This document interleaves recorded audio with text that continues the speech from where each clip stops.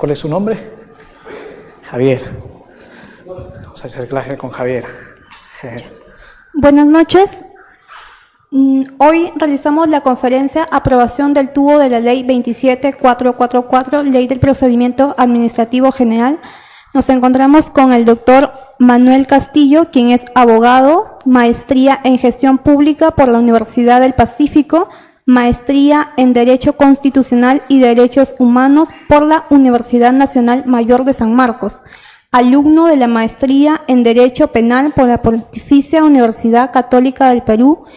Cuenta con estudios en Seguridad y Defensa Nacional en la Escuela de Posgrado del Centro de Altos Estudios Nacionales. Profesor y conferencista, ha sido asesor legal y de políticas públicas, desarrollo, administración y gestión pública en el Ministerio del Interior, Ministerio de Economía y Finanzas, Ministerio de Trabajo y Promoción del Empleo, Ministerio de Salud y es funcionario del Ministerio de Defensa. Actualmente desempeña como asesor de la Dirección Ejecutiva del Programa Nacional Fondo de Cooperación para el Desarrollo Social, FONCODES del Ministerio de Desarrollo e Inclusión Social. Gracias. Muchas gracias. No soy partidario de mucha introducción. Bien, Javier y los que están al otro lado de la pantalla, hace algunos días me encargaron un tema que abordar, que es sobre el tubo de la Ley de Procedimiento Administrativo General, ¿correcto? Yo no sé por qué dijeron el tubo, porque en realidad no hay novedades en el tubo. Lo que hay es en el anterior decreto legislativo que salió el año pasado, ahí sí hay novedades y hay muchos cambios, ¿no? Entonces hoy vamos a tratar un poco de descubrir algunos conceptos, algunos temas básicos, ¿no? Algo rápido, para irnos también a casa a descansar temprano. ¿Qué es lo que pretendo? ¿Cuál es el objetivo de esta conversación, de este diálogo? Es más que todo responder estas interrogantes: ¿cómo nace el derecho constitucional? ¿Qué existía antes de la Ley del Procedimiento Administrativo General? ¿Cuándo nace la LEPAG? ¿Por qué nace la Ley de Procedimiento Administrativo General? Alcance sobre qué es un tubo, cuál es su naturaleza de un tubo, qué es lo que contiene un tubo, etcétera, etcétera. Y finalmente terminamos con las modificaciones más relevantes de la Ley de Procedimiento Administrativo General, las últimas modificaciones, ¿correcto? Yo siempre he dicho de que el derecho administrativo es una rama del derecho que está en toda la vida cotidiana, ¿correcto? Si uno, por ejemplo, abre la billetera de uno de nosotros los varones, vamos a encontrar varios documentos. Vamos a encontrar de repente una tarjeta de propiedad de un vehículo, una licencia de conducir, un DNI. Para obtener esa licencia de conducir, lógicamente se hizo uso del derecho administrativo, yendo al Ministerio de Transportes y Comunicaciones, pasando los exámenes, etcétera, etcétera. Para obtener el DNI, igualmente, hicimos uso del derecho administrativo, yendo a RENIEC para sacar el DNI, ¿correcto? E incluso, cuando uno, ¿y por qué he puesto la figura del bebé? Porque yo siempre estoy convencido, y es así, de que el derecho administrativo nos recibe en vida y nos despide. Cuando nacemos, hacemos uso del derecho administrativo a través de la acta de nacimiento, ¿correcto? El derecho administrativo nos recibe a este mundo. Cuando fallecemos, hacemos uso del derecho administrativo por obtener la partida de función. O sea, el derecho administrativo nos recibe en este mundo y también nos despide de este mundo. Entonces, yo siempre he pensado, y lo voy a sostener siempre, que el derecho administrativo en realidad es cotidiano en nuestra vida, no diariamente lo usamos. Algunos de una manera más cotidiana, algunos en menor medida, ¿no? Entonces vamos a ver que el derecho administrativo, sin lugar a dudas, es cotidiano en nuestra vida. Y la otra inquietud es si la función administrativa es cotidiana. Y hago un paréntesis porque quiero un poco primero hacer unos alcances de de lo que es el derecho administrativo en sí, para a partir de ahí comprender cómo nace el derecho administrativo y cómo es que el derecho administrativo ayuda a que nosotros lleguemos a la ley de procedimiento administrativo general. ¿Correcto? Entonces la función administrativa también es cotidiana. ¿Por qué? Porque la función administrativa, en un concepto simple, es la actividad que realizan diariamente los órganos de administración pública, los órganos del Estado. Entiéndase RENIEC, entiéndase registros públicos, entiéndase ministerios tal, etcétera, etcétera. Hay algunas instituciones del Estado que solamente atienden no atienden sábados y domingos, solamente de lunes a viernes, ¿correcto? Pero hay instituciones que sí los atienden. Por ejemplo, cuando uno va a una comisaría, lógicamente, sábado y domingo tienen que atenderlo. La comisaría pertenece al Ministerio del Interior, por ende es un servicio público. Por ende, esas personas que están ahí lo que están haciendo es función administrativa cotidiana. Entonces, en realidad el derecho administrativo, sea a nivel de privados, sea a nivel de privados con el Estado, o viceversa, en realidad está en todas, presente en todos los días de nuestra vida. ¿Cómo nace el derecho constitucional? Y aquí vamos a hacer dos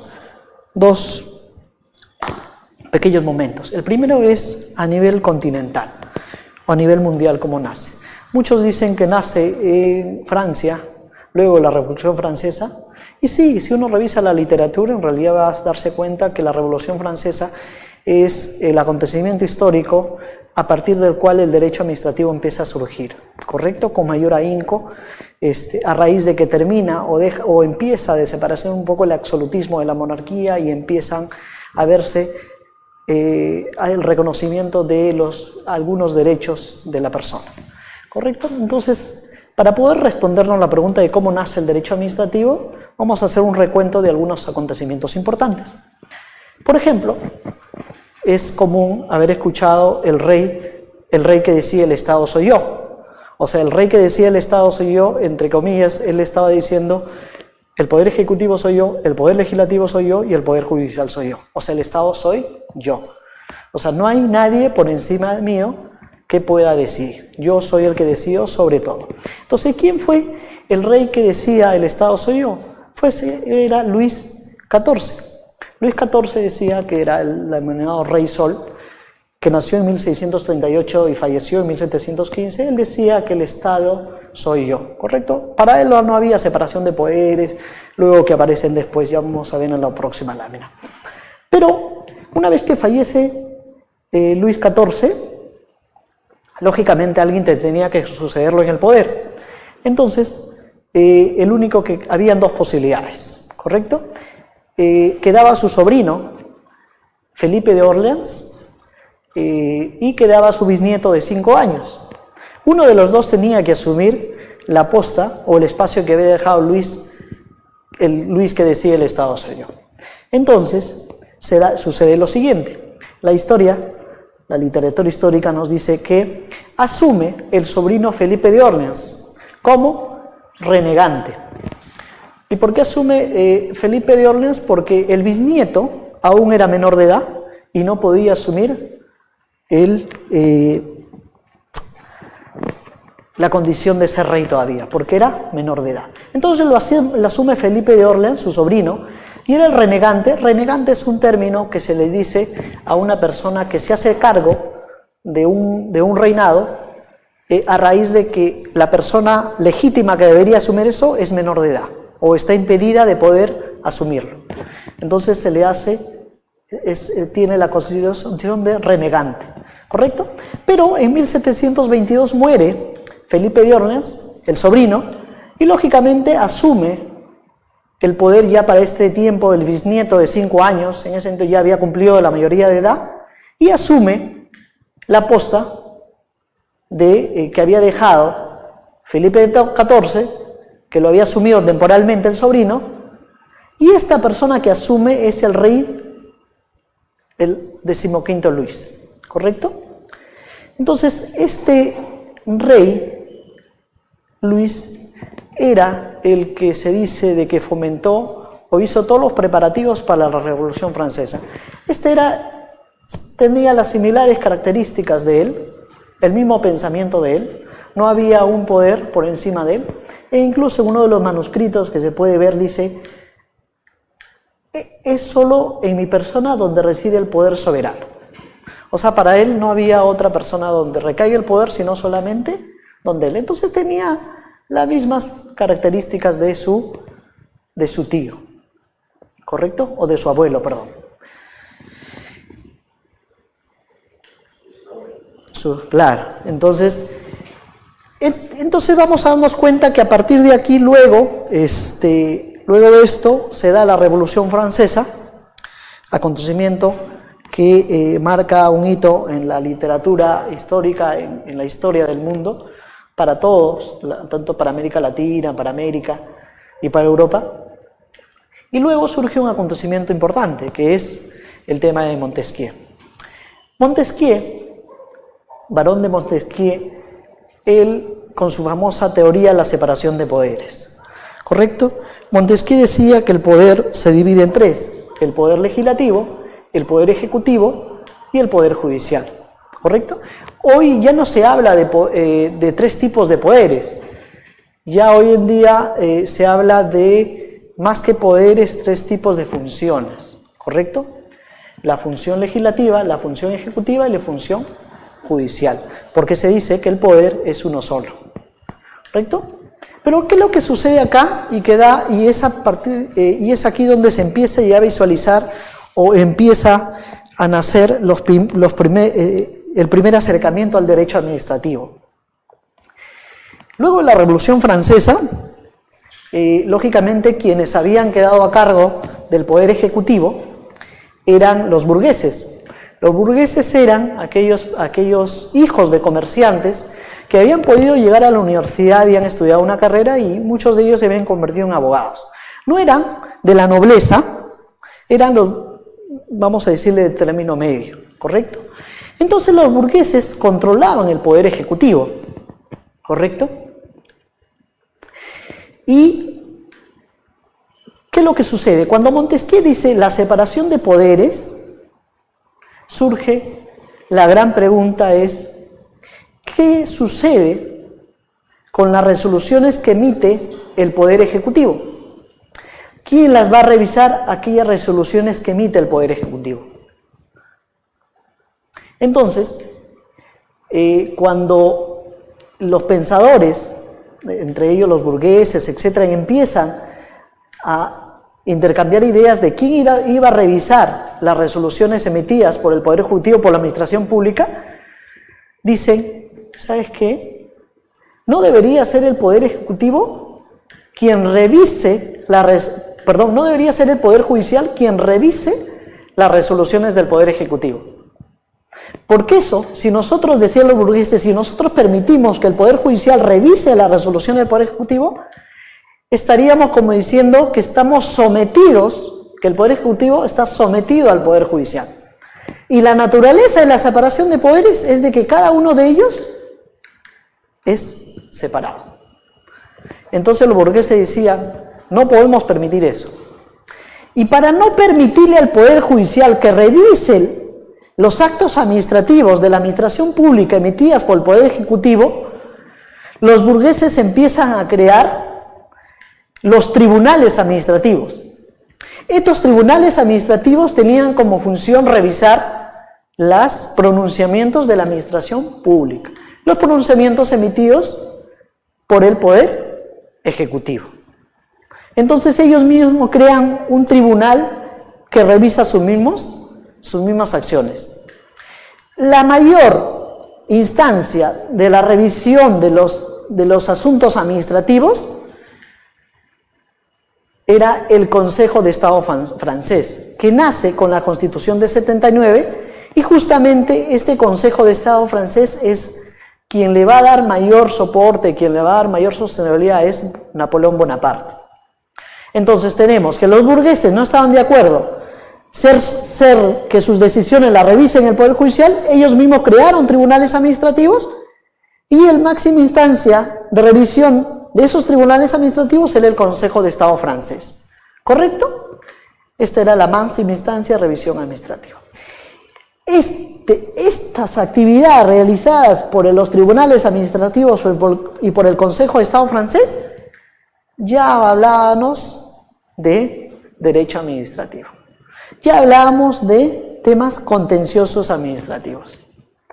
Y aquí, a partir de los pronunciamientos justamente de estos tribunales administrativos, es lo que nace el concepto de servicio público. Que eso no va a ser materia de análisis, pero igual. ¿La realidad actual es así? En realidad no es así. ¿Por qué? Porque luego en España primó la teoría de que en realidad el Poder Judicial podía controlar judicialmente los pronunciamientos emitidos por el Poder Ejecutivo. Nuestra realidad actual es de que hay pronunciamientos del Poder Ejecutivo que los revisa el Poder Judicial, como por ejemplo los contenciosos administrativos, los procesos judiciales, ¿no? Los procesos contenciosos administrativos. Entonces, en realidad, hubieron países que adoptaron este tipo de administración de justicia administrativa, y ahí hubieron otros que dijeron no, el Poder Judicial revisa los pronunciamientos del Poder Ejecutivo, y eso no significa un sometimiento al otro poder. Entonces ya vamos a ver que ya el derecho administrativo empieza ya a manifestarse por estos años, en 1979.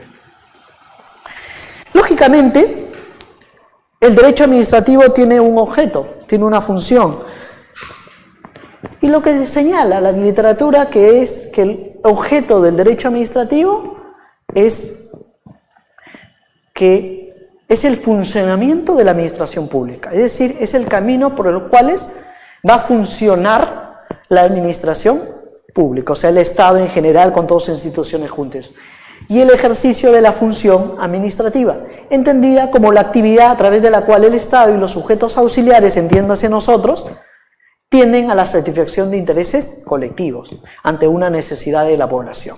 Entonces, el objeto del derecho administrativo es ser el camino para que la administración pública pueda atender las necesidades de la población, a través de sus auxiliares que vendríamos a ser nosotros quienes conformamos la administración pública, quienes estamos en el sector público, ¿no? Es importante tener en cuenta de que cuando empieza ya a manifestarse el derecho administrativo, se empiezan a disipar y a clarificar conceptos muy importantes, como por ejemplo el concepto de acto administrativo y acto de administración. La diferencia entre acto administrativo lo establece el artículo 1 de la LEPAG, la Ley de Procedimiento Administrativo General, y señala que el acto administrativo son las declaraciones de las entidades que en el marco de las normas de derecho público están destinadas a producir efectos jurídicos sobre los intereses, obligaciones o derechos de los administrados. Es lo que realizan diariamente la administración pública y que va a tener como consecuencia el otorgamiento de derechos, la limitación de derechos en los ciudadanos. Eso es el acto administrativo, pero el acto de administración es totalmente diferente. El acto de administración no es hacia afuera, el acto de administración es hacia adentro de la institución. El acto de administración es aquel acto que hace uso una entidad del Estado para ordenarse internamente. El acto de administración, sus efectos no los surte hacia afuera de la entidad, sino internamente. En cambio, el acto administrativo, sus efectos van a ser hacia afuera, ¿correcto? Hacia la población. El acto de administración no es un acto hacia afuera, no son sus consecuencias hacia afuera, sino internamente. Lo rojo dice los actos de administración interna de las entidades destinadas a organizar o a hacer funcionar sus actividades o servicios, o sea, a nivel interno, ¿no? Entonces, hemos visto cómo nace el derecho administrativo a nivel mundial en Francia, a raíz de la Revolución Francesa, pero sería bueno enterarnos cómo se dan esos antecedentes de la Ley de Procedimiento Administrativo General, porque no es que la Ley de Procedimiento Administrativo General nace de la noche a la mañana, en realidad hubieron antecedentes previos, hubieron normatividad previa a esta ley que en cada una de las normatividades, a medida que pasaba el tiempo, se iban creando nuevas instituciones. ¿Correcto? Entonces hacemos un recuento de cuáles son los antecedentes a la Ley de Procedimiento Administrativo General y vamos a encontrar estos 5 antecedentes. 7 antecedentes, 2 más ahí en la otra lámina, pero el primer antecedente es que en el 3 de octubre del 68, Juan Velasco Alvarado derroca a Belaúnde Terry. Juan Velasco Alvarado, el gobierno militar, derroca a Belaúnde Terry. Pero en el gobierno de Belaúnde Terry, en 1967, aparece por primera vez en el Perú el proceso contencioso administrativo. No había ley de procedimiento, no había nada de eso. El primer antecedente de la ley de procedimiento en el Perú es la aparición del proceso contencioso administrativo en 1967 en el gobierno de Belaúnde Terry a través del reglamento de procedimientos administrativos aprobado mediante decreto supremo 006. O sea, el proceso contencioso administrativo estaba regulado por el reglamento de procedimientos administrativos. 1967, ¿correcto? Ese es el primer indicio del primer antecedente de la Ley de Procedimiento Administrativo General. El segundo antecedente vamos a verlo que mediante el artículo primero de la Ley de Normas Generales de Procedimientos Administrativos, publicada en el 92, modificó la denominación, es decir, modificó la denominación Reglamento de Procedimientos Administrativos a la Ley de Normas Generales de Procedimientos Administrativos. ¿Correcto? Entonces, como segundo antecedente tenemos que hubo un cambio de nombre de la normativa a Ley de Normas Generales de Procedimientos Administrativos. Igual yo le voy a pasar las diapositivas. ¿Correcto? Ese es el segundo antecedente.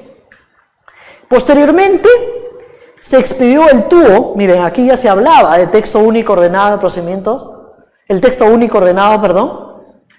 Entonces se expidió el TUO de la Ley de Normas Generales de Procedimientos Administrativos. Ese es el tercer antecedente, o sea, se expidió el TUO de esta norma en el año 94. Tenemos el 67, tenemos el 92 y tenemos el 94. Miren cómo es que entre el 67 y el 92 pasaron muchos años y en realidad el derecho administrativo no logró evolucionar. ¿Por qué? Porque la literatura señala de que en realidad no se le daba mucha importancia al derecho administrativo, más se le daba importancia al derecho civil y al derecho penal. Entonces no había los especialistas o no habían los interesados que digan que un poco traten de fortalecer la figura del derecho administrativo. Entiéndase que el derecho administrativo, como es una rama joven, se coge de muchas instituciones del derecho civil, que para este entonces, en realidad, ya el derecho civil estaba muy desarrollado. ¿Correcto? Entonces, nos damos cuenta de que desde el 67 hasta el 92 no ha habido mucho desarrollo del derecho administrativo. Entonces, luego, el cuarto antecedente, vemos que nace la Ley de Simplificación Administrativa, publicada en el 89, regulaba los principios miren, ya empiezan a regular principios que aparecen hoy en la Ley de Procedimiento Administrativo General. Principio de presunción de veracidad, eso está en los principios de la Ley de Procedimiento Administrativo General.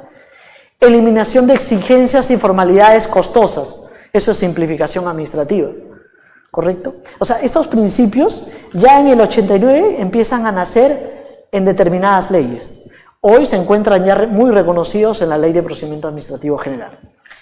Un quinto antecedente es que mediante decreto supremo del 89 se aprueba el reglamento de la Ley de Simplificación Administrativa. La Ley de Simplificación Administrativa tenía como objetivo la eliminación de exigencias y formalidades costosas. ¿Correcto? Entonces, si a ustedes les preguntan, ¿cuáles son los antecedentes de la Ley de Procedimiento Administrativo General? Estos son los antecedentes de la Ley de Procedimiento Administrativo General que hoy todo el mundo o toda la administración pública la usa. ¿Correcto? Esto me ha costado poder meterme a la literatura y revisar varios textos para poder saber cuál es el origen, porque para mí es simple poder venirles a decir lo que dice la Ley de Procedimiento, pero en realidad siempre he creído de que, como en la administración pública, en realidad para hacer un proyecto primero tienes que diseñarlo, para implementarlo. Entonces, si el diseño está bien, la implementación del proyecto va a ser muy buena. Si nosotros no conocemos los antecedentes y nos vamos de frente a la carnecita, como se podría decir, o a la ley, vamos a adolecer de varias cosas, ¿correcto? Entonces es importante conocer cuáles son los antecedentes y a raíz de los antecedentes vamos a dar cuenta que poco a poco van naciendo principios que luego van a ser recogidos en la ley de procedimiento. Un séptimo antecedente es de que en el 91 se expidió el decreto legislativo 757, la ley marco para el crecimiento de la inversión privada. Esta fue publicada en el 91. Miren, en el título cuarto de este decreto legislativo del 91, título cuarto se llamaba de la seguridad jurídica de las inversiones en materia administrativa. Claramente, este decreto legislativo viene enfocado al tema de desarrollo económico, ¿correcto? Para el fomento de la inversión privada, para el tema del desarrollo económico del país. Sin embargo, este decreto legislativo del 91 traía estas normas. Y estas normas son novedosas, porque, por ejemplo, traía la simplificación administrativa, que lógicamente ya la hemos visto antes, la reconfirmaba en todo caso, traía lo referido a los TUPACs, a los textos únicos de procedimientos administrativos. Trajo el procedimiento de aprobación automática. Reguló el silencio administrativo positivo y negativo. Reguló la presentación de copias simples en lugar de originales. Si a ustedes le preguntan por qué en la actualidad le piden copias simples y no originales, este es un buen antecedente para darnos cuenta de que en este decreto legislativo es donde empiezan a pedirse copias en vez de originales. Trajo otra novedad, la regla de que en el monto de los derechos de tramitación no puede exceder el costo real del servicio. Claramente es un tema de darle prioridad a los problemas del administrado, del ciudadano, ¿correcto? Entonces, estas novedades que trae este decreto legislativo, en realidad nos vamos a dar cuenta de que van a decantar luego la Ley de Procedimiento Administrativo General, ¿correcto? Entonces vamos a ver que ya en estos tiempos, el 91, ya se empezaba a hablar de instituciones como estas, ¿correcto? Luego, un octavo antecedente de la LEPAJ, encontramos de que el 92 se emite el reglamento de este decreto legislativo justamente, que era la ley marco para el crecimiento de la inversión privada, fue aprobado y justamente lo que pretendía con este reglamento, la lógica de los reglamentos de un decreto legislativo, de una ley, de una norma con rango de ley, la lógica de los reglamentos es que el reglamento es, como se dice, el mecanismo de cómo vas a aplicar en la práctica este decreto legislativo. Entonces, lo que se creó con este reglamento es cómo se ibas a aplicar en la práctica todo esto lo que dice acá. ¿Correcto? Entonces, en realidad, dentro de los antecedentes de la LEPAJ vamos a encontrar que existe bastante historia, ¿no? Y finalmente, en el año 2001, el 11 de abril del 2001, nace la famosa Ley del Procedimiento Administrativo General, la 27444, ¿correcto? Nace la Ley de Procedimiento Administrativo General y su finalidad, según el cuerpo de la norma, de esta norma, señala que es establecer el régimen jurídico aplicable para la actuación de la administración pública sirva a la protección del interés general. O sea, dice, establecer el régimen jurídico aplicable para que la actuación de la administración pública sirva para la protección del interés general. O sea, es decir, para hacer el camino para poder salvaguardar los derechos que se le reconozcan al ciudadano, al administrado en este caso, garantizando los derechos e intereses de los administrados y con sujeción al ordenamiento constitucional y jurídico en general.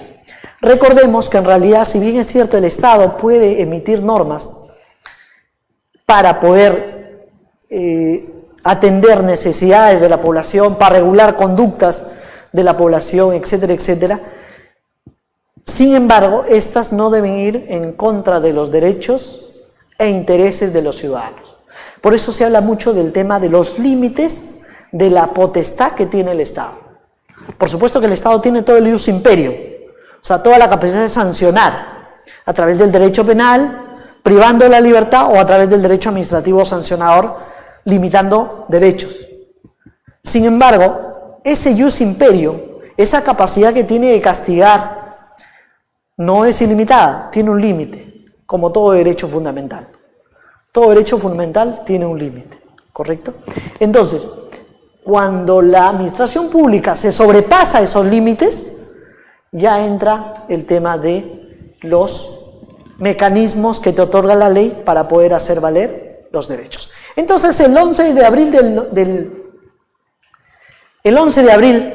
del 2001 nace la ley 2744, pero no entra en vigencia rápidamente como la vacatio legis, ¿no? Perdón, no entra en vigencia como es la norma general que te dice toda norma, como dice la Constitución, toda norma entra en vigencia al día siguiente en el Diario Oficial Peruano, de publicada en el Diario Oficial Peruano. No es así. En este caso entra en vigencia recién el 11 de octubre, 6 meses después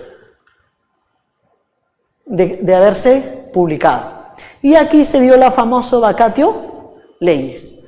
La vacatio legis es el término jurídico que se le dice cuando la ley no entra en vigencia al día siguiente de su publicación, sino entra en vigencia luego de un plazo establecido en la misma ley. Esa es la vacatio legis.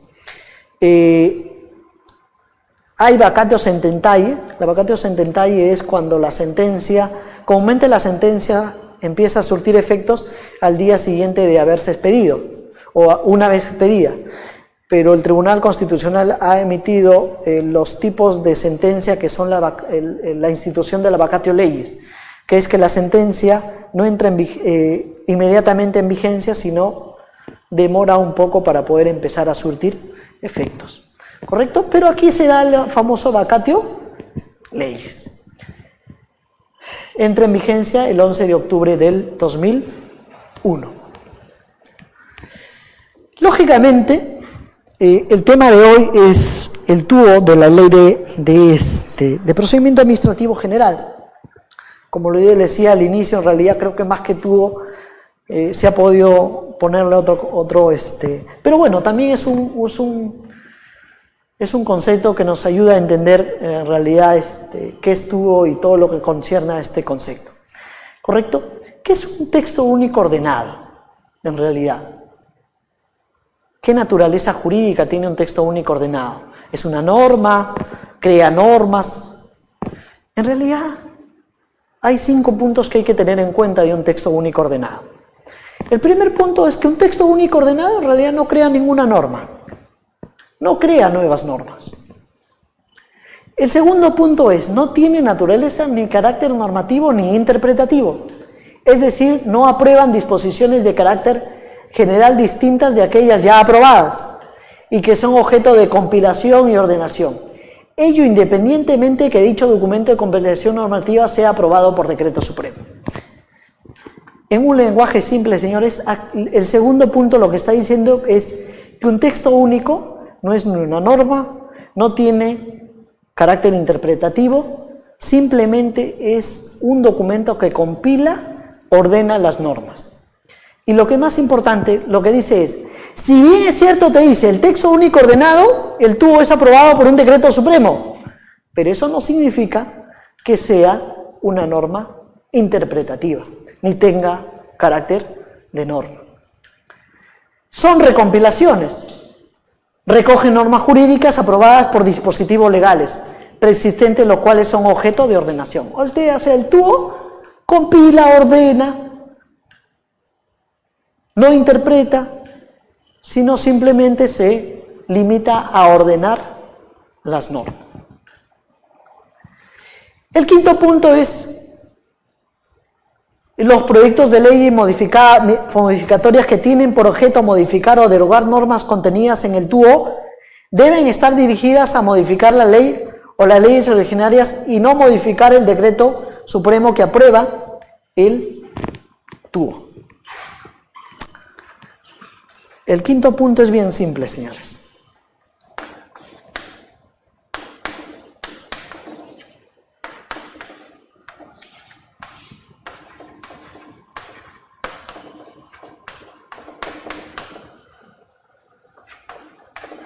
Creo que así es. Decreto supremo. La anterior modificación de la Ley de Procedimiento Administrativo General fue en el decreto legislativo del 2017. El decreto legislativo 1272. ¿Correcto? En este decreto legislativo hubieron una variedad de cambios normativos a la Ley de Procedimiento Administrativo General. ¿Correcto?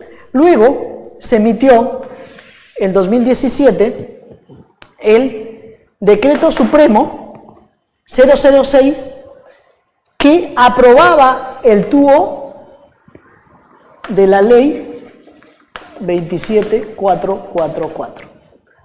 O sea, es decir, el TUO que está acá, aprobado por decreto supremo, lo que hacía era ordenar estas normas aprobadas en este decreto y todas las demás normas que habían sido aprobadas con anterioridad, modificadas, incorporadas a la ley de procedimiento.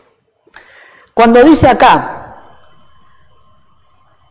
por objeto, los proyectos de leyes modificatorias que tienen por objeto modificar o derogar normas contenidas en un TUO deben estar dirigidas a modificar las leyes o leyes originarias, ¿correcto? Si hay una modificación de un artículo, no modificas acá, sino modificas la ley originaria.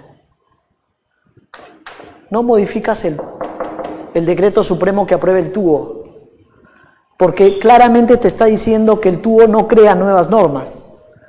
No tiene ni carácter normativo ni interpretativo. ¿Correcto?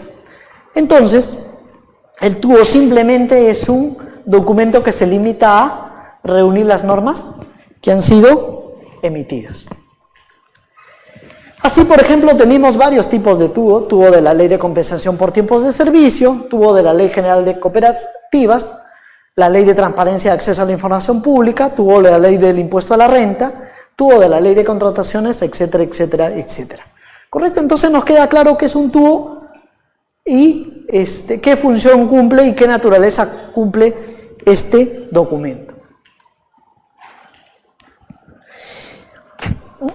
Es importante no confundirnos a veces cuando existe un decreto legislativo y ese decreto legislativo es materia de ordenación, de compilación en un TUO. Sucede lo siguiente, de que cuando se emitió el decreto legislativo 1272 y luego fue ese decreto legislativo fue ordenado, ese decreto legislativo se ordenó, se compiló en el decreto supremo 006/2017 en el TUO. ¿Qué sucedió? De que había una disposición, la cuarta disposición complementaria final de este TUO decía lo siguiente, que esta entraría en vigencia a los 6 meses de su publicación, plazo que debería contarse a partir del 11 de abril del 2001, que se publicó en el Diario Oficial del Peruano. ¿Qué es lo que sucedía? En la cuarta disposición complementaria final de este TUO del 2017, se establecía de que este decreto supremo, algunos interpretaban que este decreto supremo iba a entrar recién en vigencia, este TUO que compilaba, que reunía este decreto legislativo y otras normas, recién iba a entrar en vigencia luego de 6 meses de publicado. Algunos interpretaban de esa manera, pero no era tan cierto.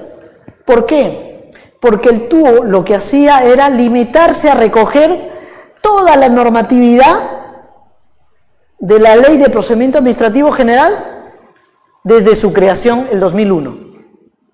Entonces, ¿qué es lo que sucedía? Que en la cuarta disposición final y la cuarta disposición complementaria final, no te decía de que este decreto supremo iba a entrar en vigencia después de 6 meses. Este plazo del 11 de abril del 2001 se refería a este plazo que está acá. ¿Se recuerda de que yo les había dicho que después de 6 meses entra en vigencia? Algunos confundían, como se había copiado literal desde la ley de creación, creían de que este decreto supremo iba a entrar en vigencia después de 6 meses. Entonces generaba toda una confusión. Yo recuerdo haber estado ahí en el Ministerio de Salud y veíamos con varios abogados, nos sentábamos. Claro, quienes estábamos un poco relacionados a esto la teníamos muy clara, de que esto, claro, con una lectura no muy corta podrías entender rápidamente de qué se trataba esto. Sin embargo, estas cosas podrían llevar a confusión. Entonces, por eso es importante saber qué es un tubo, qué es lo que ordena el tubo, etcétera, etcétera. Seguidamente, también es importante tener en cuenta de que cualquier defecto en la compilación y ordenación debe considerarse como un error material, cuya subsanación no afecta a la sustancia de las normas que son objeto de ordenación, las cuales deben insertarse en su integridad. O sea, si aquí en este texto único ordenado hay algún error material, no significa que las normas que están acá van a verse afectadas, sino simplemente lo que sucede es de que acá hubo un error material y se procederá a corregir. Porque ya lo dije, de que en realidad la norma de origen es la que está en el decreto legislativo. Y así vamos a ver que el 21 de diciembre del 2016, el decreto legislativo 1272 se expide el 21 de diciembre del 2016, se publica el decreto legislativo 1272. Este decreto legislativo 1272 en realidad modificó 64 artículos de la Ley de Procedimiento Administrativo General. Y los 74 son todos estos. Este decreto legislativo 1272 también trajo una novedad que derogó la ley del silencio administrativo, el positivo y el negativo. Antes existía una ley del silencio administrativo. El silencio administrativo sea positivo o sea negativo, ¿no? Esta ley fue, con el decreto legislativo 1272, fue dejada sin efecto y todo lo que concernía al silencio administrativo fue trasladado al 1272. O sea, se incorporó esa ley ley del silencio administrativo que estaba separada de la ley de procedimiento, se incorporó a la ley de procedimiento a través del decreto legislativo 1272. Este decreto legislativo 1272 modificó, se dio cuenta que se modificaron 64 artículos de la ley de procedimiento administrativo general y a la vez se incorporaron 21 artículos, ¿correcto? 21 artículos.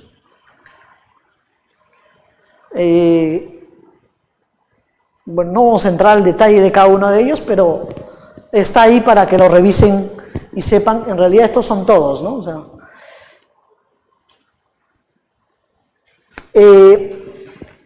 el decreto legislativo 1272 tenía en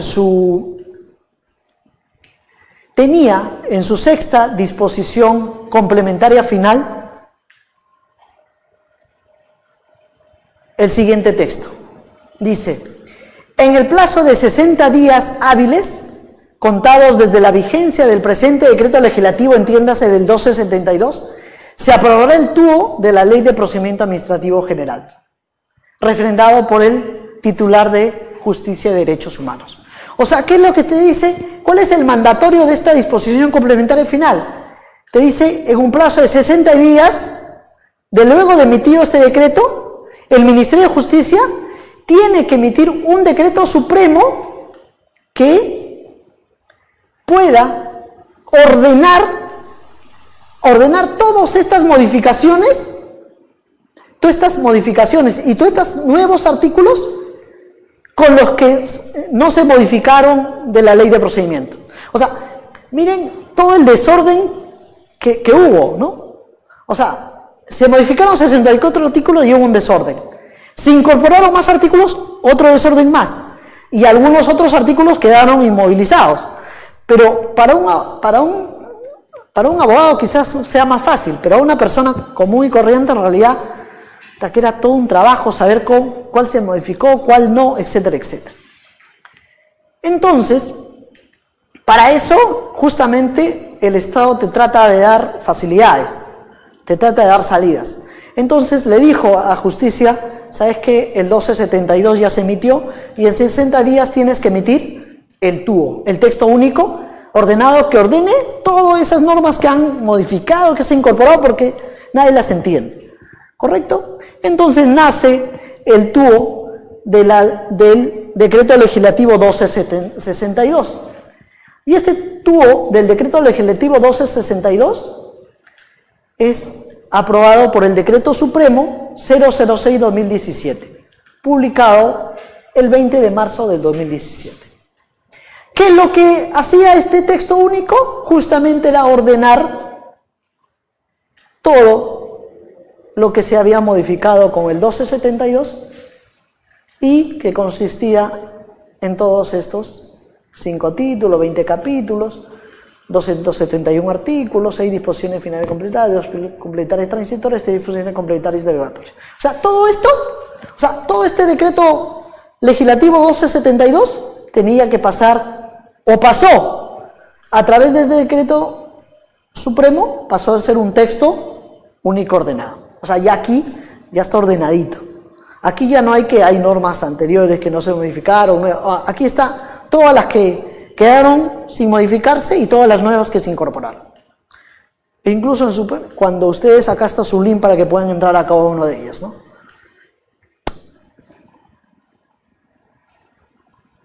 Sin embargo, lógicamente, pues la ley de procedimiento administrativo igual ha seguido avanzando y la administración pública ha seguido mutando, etcétera, etcétera. Y lógicamente, pues se ha habido la necesidad de parte del Ejecutivo de poder seguir modificando la ley de procedimiento administrativo general. Pero uno se pregunta técnicamente cómo es que tan fácil se modifica la ley de procedimiento administrativo general. Y un poco tenemos que hacer recuento respecto a cómo es que se puede llegar a materializar la modificación de la ley de procedimiento administrativo general. Y lógicamente, pues es a través de la delegación. La regla general es de que el poder legislativo es el que emite normas, ¿correcto? El Parlamento, el Congreso, ¿correcto? No tan buena acogida hoy, pero se podría decir, es el legitimado para emitir normas, ¿correcto? Es el que emite, expide las normas, fiscaliza, etcétera, etcétera.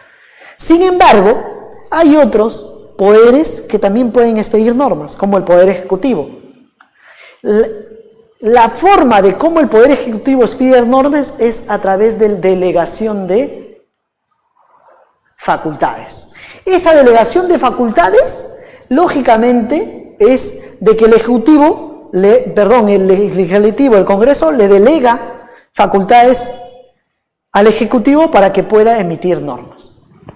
La Constitución Política del Perú, el artículo 104 dice: el Congreso puede delegar en el Poder Ejecutivo la facultad de legislar mediante decretos legislativos sobre la materia específica y por un plazo determinado establecido en la ley autoritativa.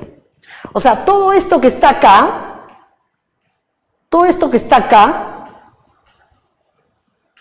el 104 te dice que se puede hacer. Y eso es a través de una delegación de facultades. La Constitución, la norma de mayor jerarquía. Luego tenemos que también el reglamento del Congreso te dice, te regula el tema de la delegación, la legislación por delegación. E incluso el reglamento del Congreso te dice que una vez que se le delega la facultad de emitir normas para que legisle en determinadas materias el Poder Ejecutivo tiene que en un plazo determinado darle cuenta al Poder Legislativo de acerca de qué fue con la delegación de facultades. ¿Correcto? Entonces, ese es, como se podría decir, la partida que te permite, el nacimiento que te permite poder modificar la ley de procedimiento, etcétera, etcétera. ¿Correcto? Entonces,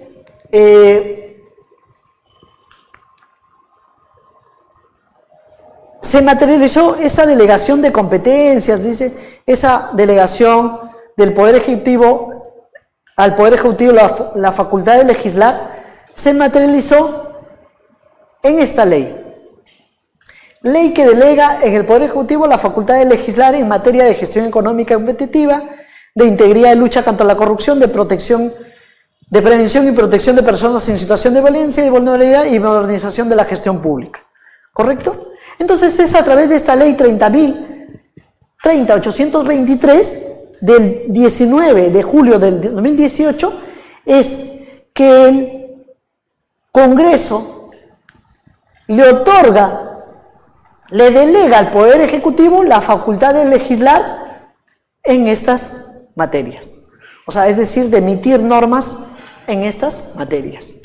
Lógicamente, aquí, ¿cuál es lo que más se acerca para modificar la Ley de Procedimiento Administrativo General? Gestión económica y competitividad podría ser. Integridad y lucha contra la corrupción podría ser, ¿no? Prevención y protección de personas no lo veo mucho. Más es modernización de la gestión pública, ¿no? Entonces, es a través de esta ley 30.823 en los cuales se materializa esa delegación de legislar al Poder Ejecutivo. Entonces, en esta delegación del Poder Ejecutivo al Poder Ejecutivo la facultad de legislar es que el Poder Ejecutivo, el presidente y el Poder Ejecutivo, encabezado por el presidente, emite el decreto legislativo 1452. O sea, en un recuento, en una línea del tiempo, tenemos el decreto legislativo 1272, luego tenemos el TUO a través del decreto supremo 006 2017 IUS, luego tenemos este decreto legislativo 1452, ¿correcto? Entonces, reciencito nomás, hace pocos meses, el 16 de septiembre de 2018, se publica el decreto legislativo 1452. Es decir, no les bastó al Estado, al Poder Ejecutivo, no le bastó con hacer todo esto, con este decreto 1272. Hay algunos que incluso dicen, algunos críticos dicen que en realidad las modificaciones redundan siempre en lo mismo, ¿no? Pero mira, ya con el decreto 1272 en realidad se hizo bastante movimiento a la ley de procedimiento, pero no estaban contentos y el 16 de septiembre de 2018 emiten el 1452. Este 1452 era el decreto legislativo que modificaba la Ley de Procedimiento Administrativo General. En esa modificación de la Ley de Procedimiento se modificaron 12 artículos. O sea, aparte de los más de 20 que se modificaron el 2016, este 2018 se modificaron 12 artículos y se incorporaron 2 artículos y 2 numerales a un artículo. Entonces, bastante movimiento también hubo a través de este decreto legislativo 1452. ¿Correcto? Entonces, vamos a ver que en realidad, y esta es la última modificatoria de la Ley de Procedimiento Administrativo General.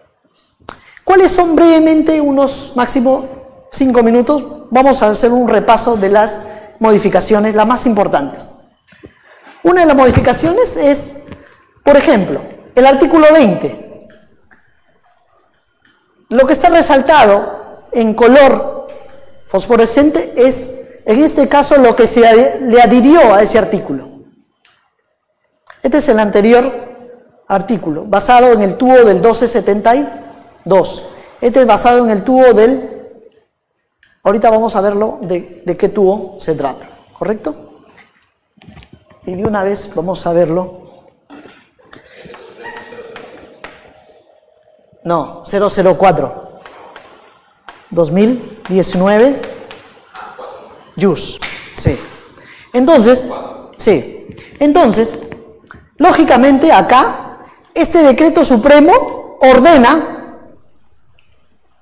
lo que se modificó acá. ¿Correcto? Entonces la modificatoria es brevemente de esta, porque no estamos hablando de que aquí hay modificaciones. No hay modificaciones aquí en el 004. El 4 simplemente es para ordenarlo. No hay ni una sola norma que se haya creado. Simplemente es para ordenarlo. Pero las modificaciones de este 1452, las más relevantes, es esto, ¿no? Dice, la publicación en el diario, modalidad de notificación. Por publicación en el diario oficial del peruano o en uno de mayor circulación. Adicionalmente, la autoridad competente dispone de la publicación del acto en el respectivo portal institucional. O sea, es decir, eso se ve en la práctica en realidad. Yo conozco muchas instituciones que lo hacen en realidad.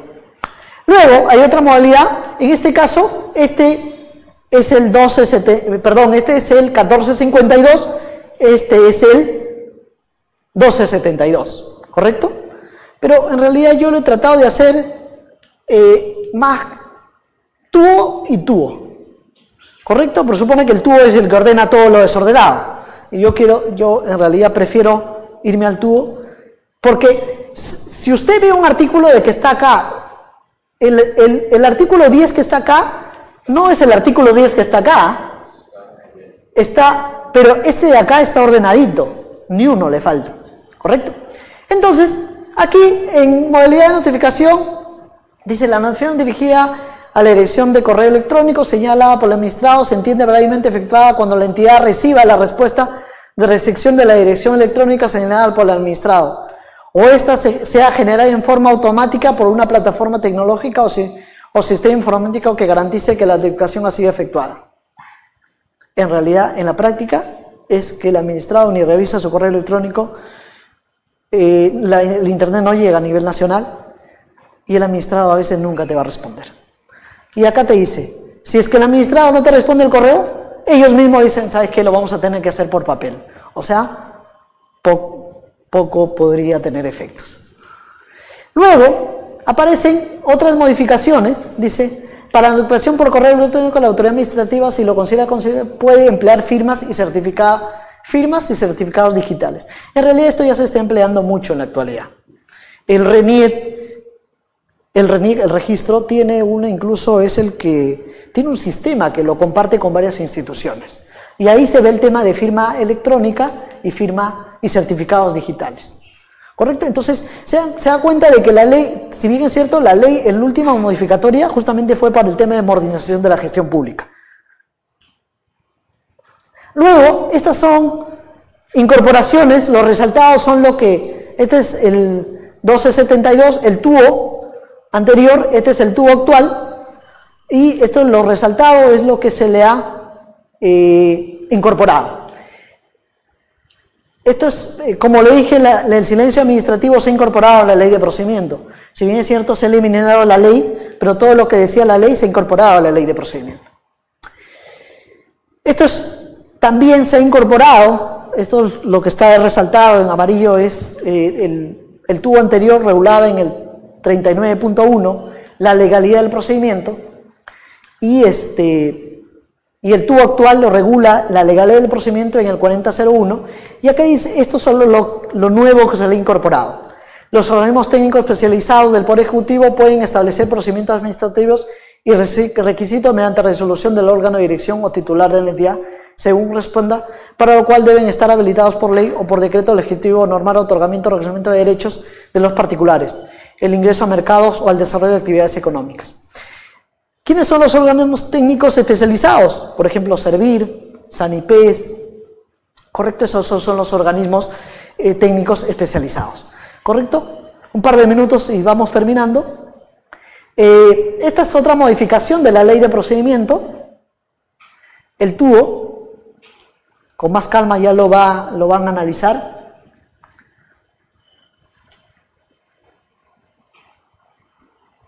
Títulos habilitantes es el tema de los títulos que se les da para el tema forestal, para el tema de explotación forestal, etcétera, etcétera, ¿no?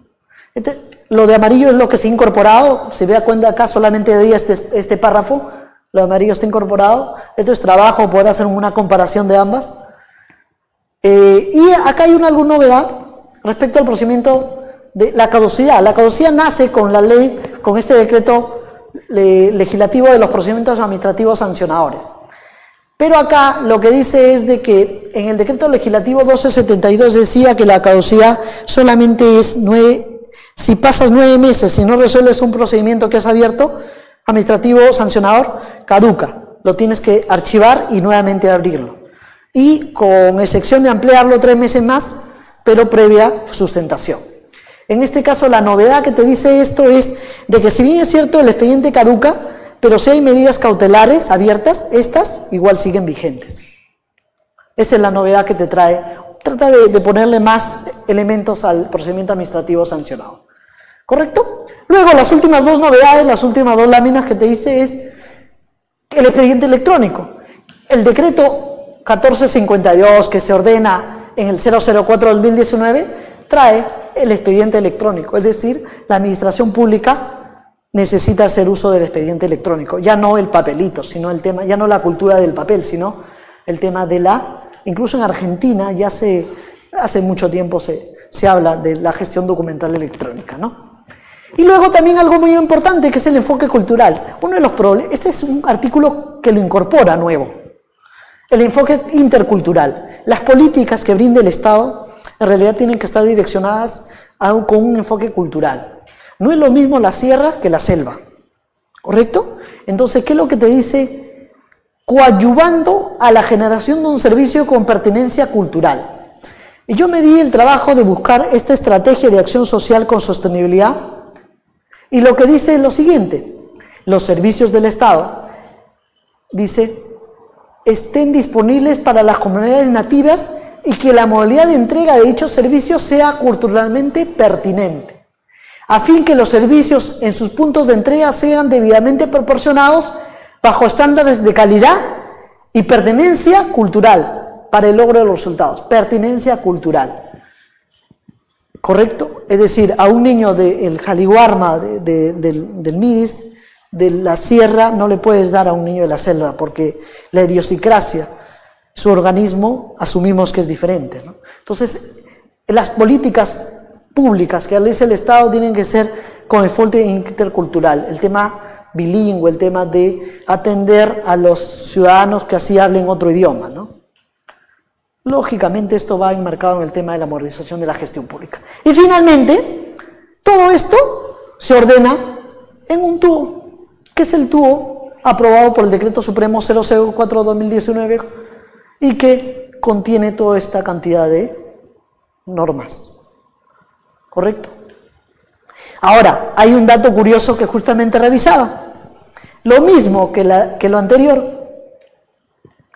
En la tercera disposición complementaria final del 1452 decía lo siguiente: el Ministerio de Justicia, en un plazo no menor de 60 días hábiles de publicado el presente decreto, incorporará las modificaciones contenidas en este tubo, en la norma, en el decreto legislativo, en este decreto, al tubo, a este tubo.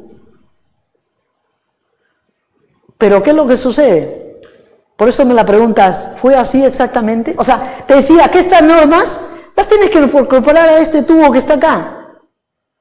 Pero vaya sorpresa que después el 004, el tubo de acá, dice, derogose a partir de la vigencia de la presente el texto único ordenado aprobado mediante.